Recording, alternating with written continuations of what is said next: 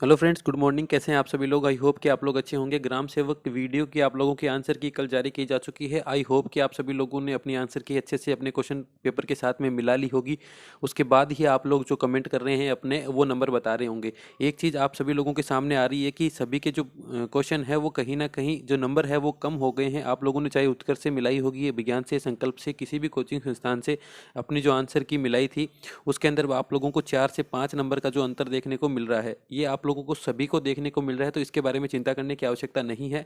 लेकिन जो क्वेश्चनों के गलत आंसर माने गए हैं या फिर एक से अधिक आंसर होने के बाद में भी किसी आंसर को माना गया है, उसके जो बोनस अंक वाली बात है उसके बारे में अपन थोड़ी सी इस वीडियो में चर्चा करेंगे कि आप लोगों की जो आंसर की में गड़बड़ी है उसको लेकर आप ऑब्जेक्शन किस प्रकार से लगा सकते हैं, क्या क्या चीज़ों की रिक्वायरमेंट होगी और किस प्रकार से आप ऑब्जेक्शन लगा सकते हैं, उसके बारे में बात करेंगे। साथ ही साथ थोड़ी आपकी कट ऑफ के बारे में बात करेंगे कि क्या सेफ स्कोर हो सकता है जहां से आप लोग अपने प्री का स्थान क्लियर मान के चल सकते हैं कि अगर आप लोगों के इतने नंबर बन रहे हैं तो आपको चिंता करने की कोई आवश्यकता नहीं है।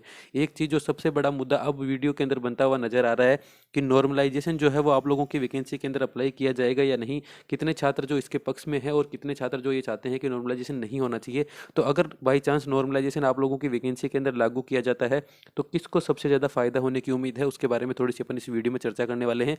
तो जो लोग भी अपने साथ नए जुड़े हैं सभी से रिक्वेस्ट है, प्लीज़ चैनल को सब्सक्राइब कर लीजिएगा और वीडियो थोड़ी सी भी अच्छी लगती है तो प्लीज़ वीडियो को लाइक ज़रूर कीजिएगा। तो चलिए अपन इस वीडियो को शुरू कर लेते हैं। एक चीज़ मैं आप लोगों को बता दूं कि काफ़ी वीडियोस के अंदर कमेंट आ रहे हैं, जो लोग हैं वो बता रहे हैं कि जो आंसर की है वो संपूर्ण ही गलत बताई गई है। जैसे कोई कर रहा है कि 27 की जो सेकंड शिफ्ट थी उसके अंदर जो आंसर की दी गई है वो पूरी तरीके से गलत दी गई है।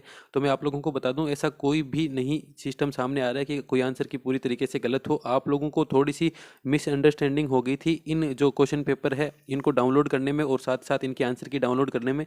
आप लोग जब विभाग की वेबसाइट पर जाएंगे तो आप लोगों को न्यूज एंड नोटिफिकेशन पे ये सारा पेज आप लोगों को मिल जाएगा।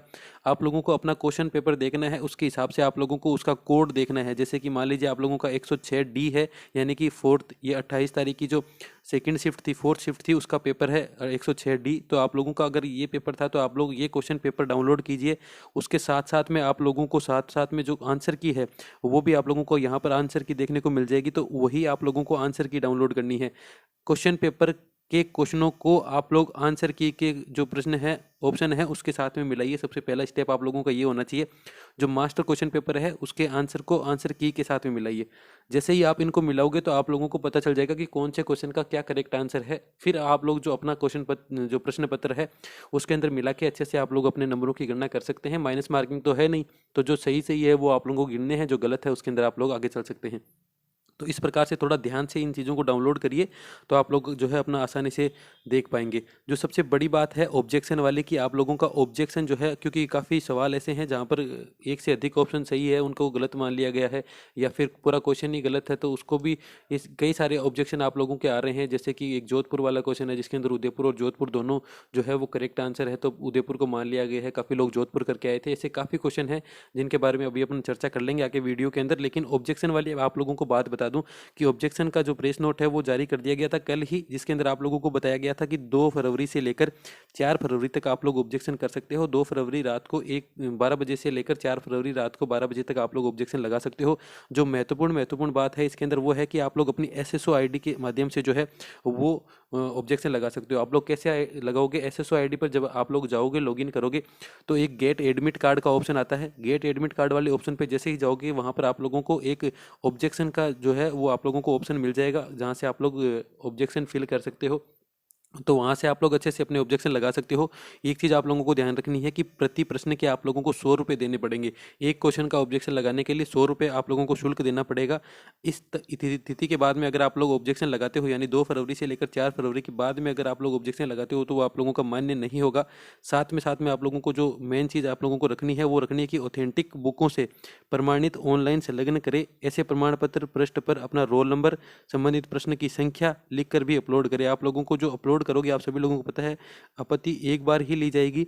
आपत्ति जितने भी क्वेश्चन है आप लोगों के एक बार ही आप लोग आपत्ति दे सकते हैं। उसके बाद में आप लोगों को जो सबसे मेन चीज़ ध्यान रखनी है वो स्टैंडर्ड ऑथेंटिक बुकों की याद रखनी है, वही आप लोगों की स्वीकार किए जाएंगे। उसके अलावा आप लोगों की कोई भी चीज़ है वो स्वीकार नहीं की जाएगी। तो थोड़ा इसका आप लोगों को ध्यान में रखना है। अगर आप लोग ज़्यादा राशि वहाँ पर उपलब्ध करवा देते हैं तो आप लोगों को रिफंड किसी भी प्रकार से नहीं मिलने वाला है। तो थोड़ा सोच समझ के अपना जो है वो इसके अंदर करिए। लेकिन अगर आप लोगों को कोई डाउट है प्रश्न में तो आप लोग जरूर जो है ऑब्जेक्शन लगा सकते हैं। अब एक जो थोड़ी सी इंपॉर्टेंट चीज़ है मैं आप लोगों को बता दूं, ये एक पोल करवाया था अपन ने 2 दिन पहले, जिसके अंदर 12,000 के आसपास जो है वो बच्चों ने वोट कर दिया है, इससे ज़्यादा वोट कर दिया है। ये चीज़ आप लोग अपने सामने देख सकते हो। आप लोग किसी पर ब्लेम नहीं लगा सकते हो कि भाई कोई यूट्यूबर ऐसे कह रहा है या फिर कोई दूसरा इस तरीके की मांग कर रहा है। 12,000 बच्चों में से अगर 33% बच्चे ये चाह रहे हैं कि उनका नॉर्मलाइजेशन इस वैकेंसी के अंदर होना चाहिए, यानी कि कहीं ना कहीं नॉर्मलाइजेशन की मांग इस भर्ती के अंदर उठाई जा रही है। अगर बोर्ड तक ये चीज़ पहुंचती है या बोर्ड को लगता है कि नॉर्मलाइजेशन किया जाना चाहिए, तो अगर इतनी मात्रा के अंदर बच्चे चाह रहे हैं ना, तो मेरे को तो ऐसा लग रहा है कि बिल्कुल इसके अंदर भी नॉर्मलाइजेशन की प्रक्रिया को अपनाया जा सकता है। काफ़ी ऐसे लोग हैं जो कह रहे हैं कि नेगेटिव मार्किंग तो है नहीं, और 100 में से 100 क्वेश्चन सारे के सारे अटेंड करके आए हैं, तो किस प्रकार से आप जो है वो नॉर्मलाइजेशन की प्रक्रिया को लागू कर सकते हो। देखिए, ये सारे के सारे गलत फैक्ट है आप लोगों को जो बता रहे हो, इनका कोई मतलब नहीं रहता है। नॉर्मलाइजेशन के अंदर 4 शिफ्टों के अंदर आप लोगों को एग्जाम हुआ है, तो नॉर्मलाइजेशन तो आप लोगों का लागू किया जा सकता है किसी एक शिफ्ट के हार्ड या ईजी होने के कारण, ठीक है ना। तो ये थोड़ा सा मैं चाह रहा था कि आप लोगों को पता चल जाए कि इतने जो संख्या में जो स्टूडेंट है वो ये चाह रहे हैं कि नहीं होना चाहिए, लेकिन जो चाह रहे हैं कि होना चाहिए उनकी संख्या भी किसी भी हाल में कम नहीं है। थोड़ी सी कट ऑफ के बारे में बात कर लेते हैं कि आप लोगों की कट ऑफ जो है वो किस प्रकार से निर्धारित हो सकती है। ये भी एक पोल करवाया था, इसके अंदर भी 11,000 से अधिक की संख्या में बच्चों ने जो है वो वोट किया है। 60 से अधिक अंकों वालों की संख्या 23% है, यानी कि काफ़ी ऐसे स्टूडेंट हैं जिनकी जिन नंबर जो है वो शानदार अच्छे नंबर बन रहे हैं। तो कंपटीशन कम नहीं रहने वाला है किसी भी सूरत के अंदर। 55 से 60 जो है वो 19% लोग हैं, यानी कि अगर आप 55 से ऊपर वालों की संख्या देखोगे तो आपको काफ़ी अच्छी खासी संख्या दिख जाएगी। यहाँ पर 42% के आसपास जो है वो बच्चे 55 से ऊपर नंबर वाले आप लोगों को मिल जाएंगे, और 50 से 55 वालों की संख्या भी काफ़ी अच्छी है। लेकिन 50 से कम वाले भी कम नहीं है, बहुत से ऐसे स्टूडेंट हैं जो 50 से कम है। इस पोल को अपन ऐसे देख सकते हैं कि इसके अंदर सारी कैटेगरी सम्मिलित की गई है। एक ही पोल था तो जितने भी जनरल, ओबीसी, एससी, एसटी जितने भी थे उन्होंने सभी में इसके अंदर कमेंट किया है, तो वो थोड़ा कैटेगरी वाइज आप लोग देख सकते हो। लेकिन फिर भी एक एवरेज स्कोर की बात करें तो अच्छा खासा स्कोर जो है वो स्टूडेंट के इसके अंदर बनता हुआ नजर आ रहा है। ये थोड़ी सी अपन देख लेते हैं कि प्री के लिए एक अनुमानित क्या कट ऑफ रह सकती है आप लोगों की। कैटेगरी वाइज अपन सारी कट ऑफ देखेंगे, टीएसपी, नॉन टीएसपी और जितने भी ये एक्स्ट्रा कैटेगरीज होती है सबकी कट ऑफ देखने वाले हैं। तो वीडियो को प्लीज़ अंत तक देखिएगा, और चैनल पर पहली बार आ रहे हैं तो प्लीज़ चैनल को सब्सक्राइब जरूर कीजिएगा। तो स्पोर्ट्स जो है उसकी जो कट ऑफ रहने की संभावना है वो 33 नंबर अगर आप लोगों के बन रहे हैं, तो आप लोग निश्चित तौर पर अपने मेंस की तैयारी कर सकते हैं। किसी भी प्रकार के कोई बहकावे में ना आए। ये अगर आप लोगों को कोई कह रहा है कि स्पोर्ट्स की 40 जाएगी, 35 आएगी, तो इतनी कट ऑफ नहीं जाने वाली है आप लोगों की। अगर इतने नंबर बन रहे हैं आपके, तो आप आसानी से इसकी जो है मेंस की तैयारी कर सकते हैं। एक्स सर्विसमैन 30+ नंबर पर आपका आसानी से सिलेक्शन हो जाएगा। आप लोग देखेंगे कि काफ़ी लोगों को जो है वो अच्छे नंबर भी बन रहे हैं, बड़े नंबर भी बन रहे हैं, लेकिन वो सभी के नहीं बन रहे हैं। तो उससे उसको सोचकर आपको चिंता करने की आवश्यकता नहीं है। आप तो बस ये मान के चलिए कि अगर 30 के आसपास नंबर है तो आप लोगों को जो है प्री के लिए क्वालिफाई करवाया जा सकता है, क्योंकि इसके अंदर 15 गुना बच्चों को जो है बुलाया जाएगा। तो यहाँ पर एक काफ़ी बड़ी संख्या है जो इसके लिए फाइट करने वाली है मेंस के लिए। तो आपका आसानी से इसके अंदर नंबर आ जाएगा। पीएच की अगर मैं बात करूँ तो 32 के अगर अराउंड आप लोगों के नंबर है, 30 नंबर भी अगर आपके आ रहे हैं तो आपको चिंता करने की आवश्यकता नहीं है। डाइवोर्स कैटेगरी से 30+ नंबर, और जो विडो कैटेगरी है वो तो बहुत ही कम नंबर रहने वाली है। 20 के अगर अराउंड आप लोगों के नंबर बन रहे हैं तो आपको चिंता करने की आवश्यकता नहीं है। आगे अपन वीडियो में देखने वाले हैं कि आप लोगों के टीएसपी और नॉन टीएसपी की जो कट ऑफ है वो किस प्रकार से रह रही है। तो प्लीज़ वीडियो को पूरा देखिएगा, अंत तक देखिएगा। तो चलिए सबसे पहले अपन एससी कैटेगरी के बारे में बात कर लेते हैं, जो प्री के लिए आप लोगों की अनुमानित कट ऑफ रह सकती है। जो एससी के लिए जो मेल कैंडिडेट है उसके अगर 48 से प्लस नंबर बन रहे हैं तो उसको किसी प्रकार से चिंता करने की आवश्यकता नहीं है। 46 वाला भी अच्छे से मेहनत कर सकता है, लेकिन 48 एक ऐसा क्राइटेरिया है, वहाँ के बाद अपने आप को आप जो है काफ़ी सेफ मान सकते हो। किसी चिंता करने की कोई आवश्यकता नहीं है। एससी से ही अगर फीमेल कैंडिडेट की अपन बात करें तो एससी से फीमेल कैंडिडेट 40 नंबरों के आसपास अगर आपके नंबर बन रहे हैं तो आप बिल्कुल चिंता ना करें, अपने मेंस की तैयारी कर सकते हो। इसके अंदर आप -2 लेके चल सकते हो, क्योंकि प्री का फंडा है, आप सभी लोगों को पता है। 15 गुना या 20 गुना कितने लोगों को भी पास किया जा सकता है। मिनिमम पासिंग मार्क्स पे भी कोई डिसाइड करके आप लोगों को पास किया जा सकता है।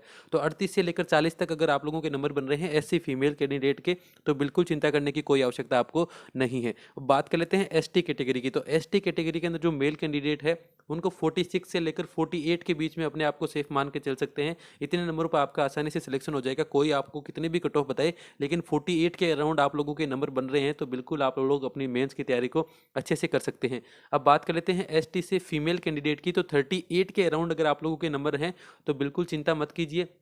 अपने मेंस की तैयारी करिए और अच्छे से अपने मेंस की तैयारी करिए, क्योंकि देखिएगा कुछ ना कुछ ऐसा लफड़ा होगा आप लोगों का। 1500 सीटें आप सभी लोगों को पता है बढ़ाई जानी है इसके अंदर, 1500 के लगभग न्यूज़ आ रही थी, आप सभी लोगों को पता है। तो वो सीटें बढ़ जाती है तो कंपटीशन वहाँ पे भी थोड़ा कम हो जाएगा, आप लोगों को जो चयन होने का रेशियो है वो बढ़ जाएगा मेंस के लिए। तो आप लोग अगर फीमेल कैंडिडेट जो है एसटी से 38 के अराउंड अगर आपके नंबर बन रहे हैं तो अच्छे से अपने जो है वो मेंस की तैयारी आप कर सकते हैं। अब बात कर लेते हैं ईडब्ल्यूएस कैटेगरी। तो अगर आप ईडब्ल्यूएस कैटेगरी से हैं, मेल कैंडिडेट के लिए जो सेफ स्कोर बन रहा है वो 50 से प्लस नंबर आप लोगों के अगर आ रहे हैं तो आप बिल्कुल आराम से अच्छे से अपने मेंस की तैयारी कर सकते हैं। 50 के आसपास ही आप लोगों की कट ऑफ रहेगी, तो उससे अगर घबराने की जरूरत नहीं है। अगर आप लोग क्योंकि 48 भी बन रहे हैं तो उसमें भी आप लोग अच्छे से तैयारी कर सकते हो अपने मेंस की, लेकिन 50 तो एक ऐसा स्कोर है जहाँ से चिंता करने की कोई आवश्यकता नहीं है। मेल कैंडिडेट की मैं बात कर रहा हूँ ईडब्ल्यूएस से। ईडब्ल्यूएस से ही अगर फीमेल कैंडिडेट की अपन बात करें तो फीमेल जो जो भी कैंडिडेट है 43 के अराउंड अगर आपके नंबर बन रहे हैं तो चिंता मत करिए बिल्कुल भी, और अपने मेंस की तैयारी के अंदर लग जाइए। अच्छे से अपनी तैयारी करिए, सिलेबस को अपने साथ में रखिए, एग्जाम डेट के हिसाब से अपने सिलेबस को कवर करते जाइए। अगर 43 के नंबर हैं आसपास तो आप बिल्कुल सेफ अपने आप को मान सकते हो। एमबीसी कैटेगरी की बात करें तो एमबीसी कैटेगरी के अंदर मेल कैंडिडेट 48 से 50 तक अपने नंबर मान सकता है। यहाँ पर अगर आपके नंबर बन रहे हैं तो बिल्कुल सेफ कैटेगरी के अंदर हैं आप। फीमेल जो कैंडिडेट है वो 42 के अराउंड अगर नंबर बन रहे हैं उनके तो वो बहुत अच्छे से सेफ मानी जा सकती है। आप लोग अपने मेंस की तैयारी को और अधिक मजबूत बनाने का काम कर सकते हैं। अब देख लेते हैं कि जनरल कैटेगरी की क्या कट ऑफ रहने की संभावना है। आप लोगों को काफ़ी यूट्यूबर ऐसे मिलेंगे या फिर जो भी जिससे भी आप पूछोगे तो वो ऐसे कहेगा कि 62 63 64 तक आप लोगों की कट ऑफ जा सकती है। ऐसा बिल्कुल नहीं होने वाला है। आप लोग पेपर का अगर लेवल देखोगे तो काफ़ी टफ लेवल था पेपर का, हालांकि नेगेटिव मार्किंग नहीं थी, इस चीज़ को मानते हैं, लेकिन फिर भी इस चीज़ को अगर लेके चलें कि आप लोगों का एक एवरेज स्कोर कहाँ तक बैठ रहा है तो वो आप लोगों के 50 के आसपास ही आकर वो समझ जाएगी चीज़ें। जो टॉप करने वाले बच्चे हैं तो वो हर वैकेंसी के अंदर टॉप करते हैं, तो उनसे आप लोगों को किसी प्रकार से डरने की घबराने की आवश्यकता नहीं है। जब तक आप लोगों का इसका मेंस एग्जाम होगा, पटवारी का डॉक्यूमेंट वेरिफिकेशन हो जाएगा तो वहाँ पर जो आप लोगों के टॉपर है वो वहाँ से हट जाएंगे, तो आप लोगों का जो सिलेक्शन का रेशियो है वो काफ़ी अच्छा बन जाएगा आप लोगों के लिए। हालांकि कट ऑफ तो वही रहेगी, उस पर कोई प्रभाव नहीं पड़ेगा, लेकिन जिनके भी अच्छे नंबर बन रहे हैं 50 52 53 के आसपास में, वो एक अच्छी दौड़ के अंदर शामिल हो जाएंगे। तो चलिए जनरल कैटेगरी के बारे में बात कर लेते हैं। जो मेल कैंडिडेट है जनरल कैटेगरी का, उसको 55 से लेकर 60 के बीच में नंबर लाने आवश्यक है। इतनी तो कट ऑफ जाएगी आप लोगों की। 55 से प्लस और 60 के बीच में आपके नंबर हैं तो बिल्कुल चिंता मत कीजिए, मेंस की तैयारी को शानदार तरीके से आप आगे बढ़ा सकते हैं। जो फीमेल कैंडिडेट है जनरल कैटेगरी से 48 से प्लस आपके नंबर होने चाहिए, तभी आप अपने आप को सिक्योर मान सकती हो। इससे नीचे पे आप लोग जितने जाते जाओगे, आप लोग जो जो थोड़ा आप लोगों का सिलेक्शन का है वो कम होता जाएंगे, चांसेस कम होते जाएंगे। अगर 48 से प्लस जितने आप लोगों के नंबर है तो अच्छे से अपने आप की जो अपनी मेंस की तैयारी है वो आप लोग कर सकते हो। अब बात कर लेते हैं ओबीसी कैटेगरी की। तो ओबीसी कैटेगरी के अंदर आप सभी लोगों को पता है कि दोनों कैटेगरी जो जनरल और ओबीसी है उसके अंदर आजकल ज़्यादा अंतर देखने को नहीं मिलता है। आप लोग पिछली कोई सी भी वैकेंसी उठा के देख लीजिए, चाहे सेंटर की हो या फिर चाहे स्टेट की हो, एसआई की भर्ती हुई है, पटवार की हुई है, तो इसके अंदर मात्र 1 नंबर का या आधे नंबर का ही अंतर रहता है। वो भी विभागों को जानबूझ के रखना पड़ता है, उनकी मजबूरी होती है, क्योंकि जनरल की जो कट ऑफ है वो ओबीसी से कम नहीं रह सकती है। तो इसके लिए आप मान के चल सकते हो। लेकिन जो कट ऑफ इस बार रहने की संभावना है वीडियो के अंदर, ओबीसी से जो मेल कैंडिडेट है उनके अगर 53 से 55 के बीच में नंबर बन रहे हैं तो शानदार तरीके से मेंस की तैयारी करिए। आपको कोई कुछ भी कहे लेकिन आप लोगों को घबराना नहीं है। 53 से 55 बहुत नंबर होते हैं, और जिस प्रकार का इस प्रश्न पत्र का लेवल था उसके हिसाब से आप अच्छे से इसके अंदर क्वालिफाई कर जाओगे। 15 से 20 गुना बच्चों को बुलाया जा सकता है। 15 गुना का एक बयान हरिप्रसाद जी का शर्मा का आया है, लेकिन अभी तक इसकी कोई ऑफिशियल जानकारी नहीं है तो किस आधार पे आप लोगों को लिया जाएगा। लेकिन आप ये मान के चलिए कि 15 गुना तो आप लोगों को लिया जाएगा ही लिया जाएगा, तो उसके अंदर आपका आसानी से नंबर आ जाएगा अगर 53 से 55 के बीच में आपके नंबर बन रहे हैं। ओबीसी से ही फीमेल कैंडिडेट की बात करते हैं तो ओबीसी से फीमेल जो कैंडिडेट है वो अगर 45 से प्लस स्कोर बन रहा है तो बहुत ही अच्छी सेफ कैटेगरी के अंदर वो हैं, और उनको किसी प्रकार की चिंता करने की आवश्यकता नहीं है। इतने नंबर पे आपका आसानी से सिलेक्शन हो जाएगा। वीडियो के अंदर आगे अपन देखने वाले हैं कि नॉर्मलाइजेशन जो है आप लोगों के लिए किस प्रकार से बेनिफिट हो सकता है, किन को इसका नॉर्मलाइजेशन अगर आपकी वैकेंसी के अंदर होता है तो उनका फायदा मिलेगा, और कौन जो है वो उनको नुकसान हो सकता है, उसके बारे में थोड़ी सी बात करेंगे। साथ ही साथ आप लोगों के जो ऑब्जेक्शन वाले क्वेश्चन है उनको भी अपन थोड़ा सा इसके अंदर देखेंगे कि कौन कौन से जो क्वेश्चन है उस पर आप लोग ऑब्जेक्शन लगा सकते हो। तो वीडियो को अंत तक देखिएगा, और अगर चैनल को अभी तक सब्सक्राइब नहीं किया तो प्लीज़ चैनल को सब्सक्राइब करके वीडियो को लाइक जरूर करें। तो चलिए अब थोड़ी सी बात कर लेते हैं इस नॉर्मलाइजेशन के बारे में, क्योंकि आप चाहे इसको लागू करना चाहें या ना करना चाहिए, जैसे कि आप लोग इस पोल के अंदर देख सकते हो कि ये जो किस प्रकार से अपन ने एक पोल करवाया था जिसके अंदर काफ़ी लोगों ने आप लोगों ने कमेंट किए थे। आप लोग चाहे या ना चाहे 33% बच्चे ऐसे हैं जो ये चाह रहे हैं कि नॉर्मलाइजेशन होना चाहिए, 67% ऐसे बच्चे हैं जो इसके पक्ष में नहीं हैं। लेकिन अगर बोर्ड के सामने ये चीज़ गई तो बोर्ड निश्चित तौर पर नॉर्मलाइजेशन की प्रक्रिया को आप पे लागू कर भी सकता है और नहीं भी कर सकता है, वो बोर्ड का डिसीजन होगा। लेकिन अगर अपन ये मान के चले कि अगर नॉर्मलाइजेशन आप लोगों की वैकेंसी के अंदर लागू हो जाता है तो कौन सी ऐसी शिफ्ट होगी जिसको नुकसान हो सकता है और किन को फायदा हो सकता है, उसके बारे में अपन इस वीडियो थोड़ा सा इसके अंदर देख लेते हैं। एक चीज़ मैं आप लोगों को और बता दूं, मैं अपना कोई ओपिनियन आप लोगों को नहीं रख रहा हूं। जिस प्रकार से अलग अलग वीडियोज़ के अंदर आप ही लोगों ने कमेंट किए थे कि कौन सी शिफ्ट हार्ड थी कौन सी ईजी, अगर मैं आप लोगों से पोल करवा के ये पूछूं कि कौन सी शिफ्ट हार्ड थी तो निश्चित तौर पर आप लोग वही बताओगे जो आप लोगों की शिफ्ट थी।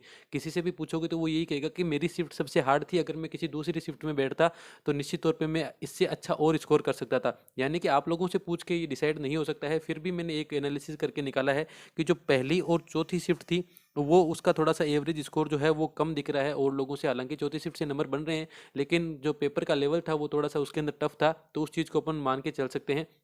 साथ ही साथ आप लोग ये मान के चलिएगा कि अगर नॉर्मलाइजेशन की प्रक्रिया को लागू किया जाता है तो जो दूसरी और तीसरी शिफ्ट थी ना उनको नुकसान हो सकता है। जिस प्रकार का नॉर्मलाइजेशन अपन पिछली वैकेंसियों के अंदर देखते आ रहे हैं। एक चीज़ मैं आप लोगों को और बता दूं, अगर मैं इसके अंदर डाटा के अंदर थोड़ा सा भी गलत हूं तो आप मेरे को करेक्ट कर सकते हो, गाली वाली बगने से पहले आप ये बता सकते हो। हालांकि आप सभी लोगों को अपनी शिफ्ट ही हार्ड लगेगी, लेकिन मैं आप लोगों को बता रहा हूँ कि जो पहली और चौथी शिफ्ट थी वो थोड़ी सी कंपेरेटिवली थोड़ी सी हार्ड नजर आ रही है, तो उनको फायदा नॉर्मलाइजेशन के अंदर हो सकता है। चौथी शिफ्ट के अंदर जिस तरीके से पटवारी के अंदर नुकसान हुआ था, यहाँ थोड़ा नुकसान देखने को कम मिल सकता है अगर हार्डनेस की तरफ से, या फिर बाकी तो बोर्ड ही डिसाइड करेगा कि कौन सी एक शिफ्ट से जो है वो मैक्सिमम कैंडिडेट का सिलेक्शन हो रहा है। अगर आप लोगों का किसी शिफ्ट के अंदर है और वहाँ से मैक्सिमम कैंडिडेट निकल रहे हैं तो पटवारी की जैसी हालत आप लोगों की भी हो सकती है नॉर्मलाइजेशन में, क्योंकि विभाग के द्वारा जो नॉर्मलाइजेशन का मेथड अपनाया जा रहा है वो मेथड बिल्कुल ही अलग तरीके का है। उसके अंदर आप लोग पटवारी के अंदर देखिए कि 30-30 नंबर आप लोगों के कम कर दिए गए हैं। हालांकि यहाँ 30 नंबर जितना तो क्राइटेरिया नहीं है, नहीं करेंगे, लेकिन अगर आप लोगों की इस वैकेंसी के अंदर 6 नंबर ही कम कर दिए जाते हैं तो आप लोग ये मान सकते हो कि आप लोग कट ऑफ से बहुत दूर हो जाओगे। तो नॉर्मलाइजेशन तो लागू होगा, लेकिन आप लोगों की बोर्ड से ये मांग होनी चाहिए कि नॉर्मलाइजेशन ढंग से लागू किया जाए इसके अंदर। तो जो पहली और चौथी शिफ्ट है, बात को अगर कंक्लूड करें तो चौथी और पहली शिफ्ट है उनको थोड़ा फायदा मिलने की संभावना है। बाकी तो बोर्ड ही डिसाइड करेगा कि इस प्रकार से आप लोगों का नॉर्मलाइजेशन जो है वो किया जा सकता है। ये चीज़ें थी। ऑब्जेक्शन वाली चीज़ मैंने आप लोगों को बता दी है। आप लोग कमेंट के अंदर बता सकते हैं कि कौन कौन से क्वेश्चंस ऐसे हैं जिन पे हम ऑब्जेक्शन लगा सकते हैं। मैं आप लोगों को अगर कोई ऑथेंटिक आप लोगों को नहीं मिल रही है चीज़ें तो मैं आप लोग अपने टेलीग्राम चैनल आप लोग देख सकते हो, इसी नाम से अपना टेलीग्राम चैनल है, उस पर जाके आप लोग उस चीज़ को देख सकते हो। मैं आप लोगों को वहाँ प्रोवाइड करवा दूंगा। आप लोगों को अगर कोई दिक्कत होती है तो आप कमेंट करके बताइए कि कौन सी शिफ्ट के अंदर कौन से प्रश्न पत्र के अंदर का कितना नंबर क्वेश्चन है जिसके अंदर हमें डाउट है, तो मैं आप लोगों को ऑथेंटिक चीज़ वहाँ पर उपलब्ध करवा दूंगा। तो वीडियो को अंत तक देखने के लिए आप सभी लोगों का बहुत बहुत धन्यवाद। अगर चैनल पर पहली बार आ रहे हैं तो मैं बार बार कह रहा हूँ सब्सक्राइब कर लीजिएगा। सबसे सही और ऑथेंटिक जानकारी हम आप लोगों को यहाँ प्रोवाइड करवाएंगे, तो आप लोग वीडियो को लाइक करके और चैनल को सब्सक्राइब करके जरूर जाइएगा। तो चलिए, जय हिंद, वंदे मातरम।